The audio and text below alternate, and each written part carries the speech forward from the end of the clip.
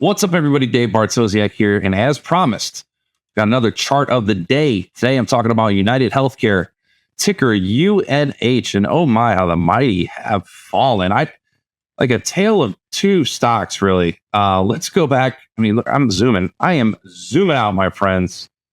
2011, this stock is $35. Okay. Into the COVID lows. How about just pre-COVID? Pre-COVID highs, 300. COVID lows, knock it down to 220, 200 really. A big move higher. And then what on earth has happened to this stock since November? Nothing good. Huge move to the downside, was met with a little bit of a rally. There was hope. Into April, there was actually hope. This thing was getting back to highs. Everything looked like it was okay. I feel like I talked to some friends of mine. We might have also done a chart of the day on this back when the stock came down in February. I think this was following its last earnings, and a big move higher off of that. I think I was telling people, like, hey, under 440, this makes a whole lot of sense. Really, under 450 makes a whole lot of sense. Had a nice move, falls out of bed, and it only got worse. Tons of downside action. We've got, management jumping ship, new CEOs, new direction, tons of questions with Medicare, things like that. And that's what's happening now. $400 billion in revenue, I believe. So you're talking like upwards of Google. And now the stock has been cut in half. So what do we do from here? So we've got some very meaningful gaps. Of course, that's a huge gap. If I use that wide of a marker to mark it up. We've got these huge gaps, gap down here and a gap down here. And these are going to be themes, I think, moving forward. Areas where you hope that stock gets back to. Look at the volume yesterday. 59.5 million shares traded hands.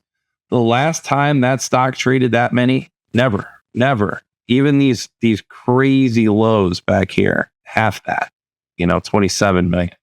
So just an incredible day from a volume standpoint, especially when you think of the nominal value of this. Okay. You're talking 60 million shares basically times $300 plus.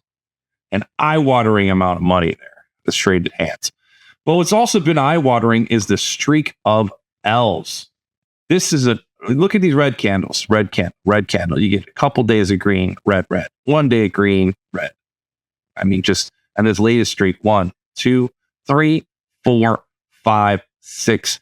This is the 7th day in a row here on Wednesday, May 14th of losses. It's been pretty nasty coming down from the top. Okay, so now you say, well, when does it end? When can it end? Out of curiosity, I'm going to draw a fib from the March lows to this previous high. And lo and behold, okay, we are just under that 61.8. That's where we wound up.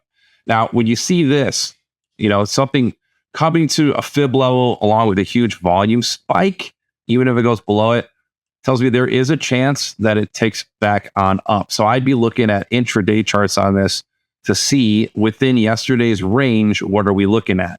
Okay.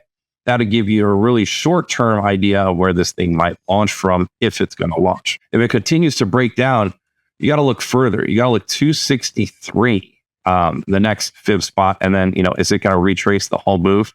You hope not, for the sake of the long-term shareholders. I think a bounce is due, because this is just getting kind of ugly. But I'm real nervous, because look at this. So yesterday's range, the low 309.10, high 342 even, and it looks like we're going to end up testing yesterday's low. So that's going to be real key.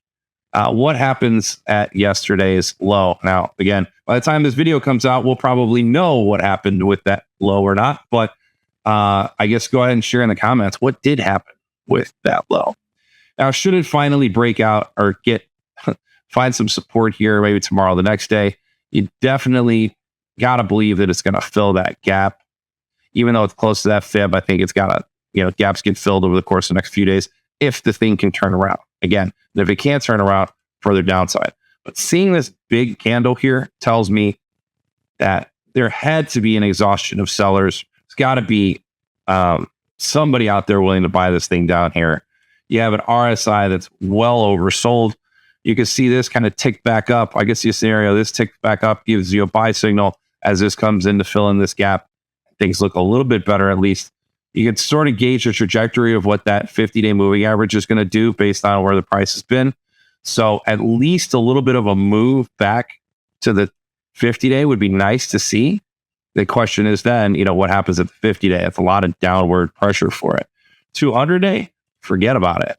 I mean, it might as well be in La La Land. 537. That's a long way away from here. Things would really have to turn around for the company. But, you see this and you just kind of scratch your head. Like, how could this happen on a stock like this? Now, the other thing you can look at here is on the way down, where are these areas of potential resistance? And again, it's almost exactly right there where that gap gets filled, right near the top of the gap. So we didn't need the fibs coming down to tell us that there was going to be resistance at the top of the gap. But now that's sort of the real line in the sand. If this thing does manage to creep on up 376 and change. So for the perma bears out there, or just the more bearish people looking for shorts, I don't want to call you a perma bear. That's kind of where you want to be looking to enter a short if the stock comes up there and manages to break through this level.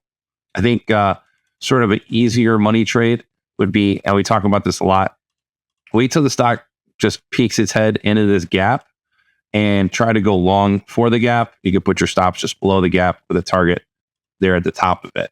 That's sort of a lower risk, lower reward kind of trade here versus, really putting your feet down and saying, all right, I'm gonna buy it here and we're going higher.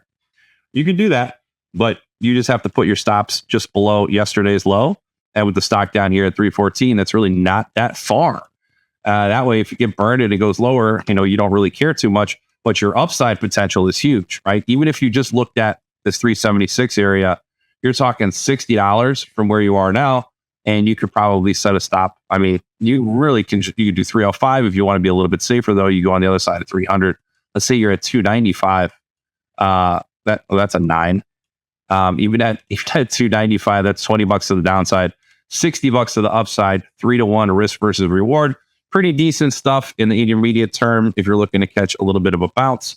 But overall, long term, are we not going to need insurance anymore? Health insurance? I mean, I know there's going to be all types of changes in the industry, and that's something we're definitely, I think, as Americans are looking forward to.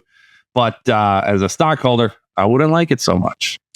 All right, folks, there you have it for my chart of the day. If you're here on Zacks.com, be sure to follow the authors so you can get all of these as they come out. The next one's going to be next week. If you're on YouTube, subscribe to the YouTube channel so you can check out the rest of the Zacks crew and the videos that they have for everybody here at Zacks. I'm Dave Bartosiak, and I will see you next week.